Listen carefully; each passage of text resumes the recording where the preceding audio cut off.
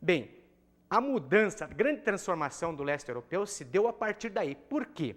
Porque 1917 é um marco. Até o início do século XX, tínhamos um sistema político-econômico hegemônico, ou seja, o capitalismo. A partir da inserção da União Soviética, ou seja, da Revolução Russa, que vai possibilitar construir um grupo de repúblicas unidas que vai formar esse bloco União das Repúblicas Socialistas Soviéticas, nós temos a possibilidade de um segundo sistema econômico, ou seja, o socialismo. Como se estruturou esse socialismo e o que levou a essas mudanças, ou seja, a tal da metamorfose, a grande transformação soviética? Bem, vamos pensar que essas 15 repúblicas elas estavam articuladas. Existia, né, um soviete supremo, ou seja, um conselho. Aí a ideia de união das repúblicas socialistas, né, organizada em cima de um conselho, que tinha como objetivo administrar politicamente o espaço dessa União Soviética. E tiveram vários momentos decisivos, históricos, digamos, favoráveis a esse bloco socialista e outros nem tanto. Mas houve, né, nesse processo de construção desse socialismo soviético, né, vários equívocos. E quais seriam os grandes equívocos dessa construção socialista? Segundo os críticos e muitos autores, seria a construção de uma burocracia emperrada e a falta de liberdade, ou seja, havia um medo, né, da discussão franca. E isso criou um mal-estar dentro desse bloco socialista, né? E várias pessoas tiveram ideias contrárias a esse sistema central de partido único e passaram por momentos decisivos históricos, uma corrida armamentista muito grande, aonde queria ser o rival, né, número um, contrapor o poderio dos Estados Unidos, que seria o bloco capitalista do outro lado, e esses momentos de distensão, né, geraram muitos conflitos. E a construção, né, desse poderio bélico levou um desenvolvimento meio desenfreado de armamentos, deixando de lado uma grande questão. Qual é essa questão? Né? O desenvolvimento industrial e social dentro da União Soviética. Muito desse poder bélico, né, levou várias áreas, né, da União Soviética a ficar descoberto, como áreas sociais, áreas de consumo em massa, por exemplo, né, fabricação de produtos como aspiradoras de pó, né, televisores e inclusive automóveis. Quer dizer, isso não era prioridade para o sistema. Isso fez um descontentamento, porque as massas, né, não queriam só educação. No momento era isso, casa, comida, educação. Só que esse grande feeling da Revolução, esse grande sentimento de justiça, é de 1917. E quem fez a Revolução, praticamente, nesses últimos 30, 40 anos do final do século XX, muitos tinham morrido, e as novas gerações já nasceram com saúde, com educação, com comida, com casa, e queriam mais, quer dizer, queriam consumo. Bem, vamos discutir um pouco alguns mecanismos, né, que possibilitaram o desenvolvimento dos dois lados. Primeiro vamos falar da questão econômica. Do lado capitalista foi criado o BIRD, ou seja, o Banco Mundial, que deveria emprestar dinheiro para a reconstrução dos países ocidentais, mas que, por uma questão de ser um banco vinculado à ONU, não deu certo e foi substituído pelo Plano Marshall, ou seja, né, uma verba exclusiva dos Estados Unidos para a reconstrução do lado, né, ocidental, os países capitalistas. Isso fez com que a União Soviética também tivesse que se mexer e criar um mecanismo para a reconstrução do lado oriental. E ela propôs o Comecon, que em alguns livros e autores parece com o título de CAEM, ou seja, Conselho para Assistência Econômica Mútua, que é uma espécie de plano Marshall para o lado oriental.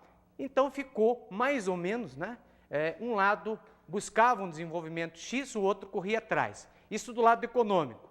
Tem também a questão, digamos, estratégica da guerra. Vamos ver, que é o quê? De um lado, em 48, o lado ocidental cria a OTAN.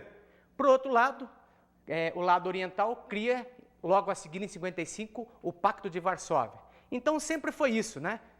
Um lado avança, o outro tem que correr atrás. Só que o outro lado era mais livre, né? Tinha vários países, enquanto que o lado oriental era só a União Soviética que tinha dar conta. Isso foi um dos fatores que esvaziou, né, politicamente e economicamente o sistema socialista do lado oriental. Bem, temos ainda a grande ruptura que foi o governo do Mikhail Gorbachev, que ele assume em 85, sabendo dessas dificuldades e criando novos planos, como, por exemplo, ele faz uma reestruturação econômica grande na União Soviética, que ele chama de perestroika. Inclusive, essas políticas públicas foram depois publicadas no Brasil com esse nome, né, perestroika. E faz também grandes movimentações do lado político, né, mostrando filas, mostrando os problemas da União Soviética, que até então eram proibidos. E esse lado passa para o lado ocidental, esse modelo conhecido como glasnost, ou seja, transparência política, né, também transformado num livro chamado Glasnost. Bem, com essas políticas, tantos, né, no sentido de políticas públicas, né, internas, mais a política econômica, fez com que esse sentimento que estava até então mais ou menos sufocado dentro da União Soviética viesse à ebulição. E em 91 acaba, né, primeiro, o Pacto de Varsóvia acaba fechando, né, então o poderio bélico perde o seu valor, né, ideológico. Isso abre um pouco de caminho. Ocorreu também uma tentativa de golpe, né, no governo do Mikhail. Quer dizer, isso tudo faz com que a guarda, né, caia um pouco do sistema fechado da União Soviética e possibilite, no final de 91, né, o Mikhail e as câmeras de televisão dizer que a União Soviética acabou. Ou seja, aquele modelo fechado, aquelas políticas já não existiam mais. A partir daí, haveria uma nova era para a União Soviética, ou seja, né, a formação, né, de um novo país, um país mais livre, mais justo. Bom, qual foi digamos assim, o momento que precipitou essas questões? O momento foi algumas repúblicas rebeldes, principalmente as repúblicas bálticas, né? Lituânia, Estônia, né? Elas acabaram precipitando o fim da União Soviética. Por quê? Porque declararam independência e forçaram a atitude do Mikhail. E havia um político, né, digamos assim, já preparado na Rússia, né? E ele também declara a independência da Rússia, que é o Boris Yeltsin, que tinha sido o grande herói daquela tentativa de golpe contra o Mikhail. E isso é a pá, né? A pá de cal nesse antigo bloco. E aí, no finalzinho de 91, no apagar das luzes de 91, acaba, né, com o fim do Pacto de Varsóvia, acaba a União das Repúblicas Socialistas Soviéticas e cria-se o quê? O SEI, Comunidade dos Estados Independentes. Então, ficamos por aqui nesse momento, vamos fazer um intervalo e logo após continuamos essa discussão.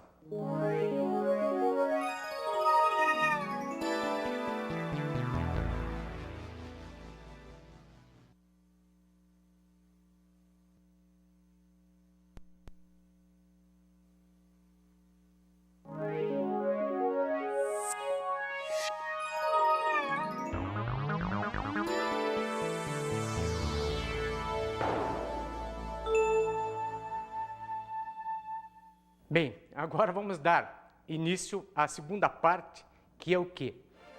A reconstrução capitalista do lado oriental. O que vem a ser essa reconstrução?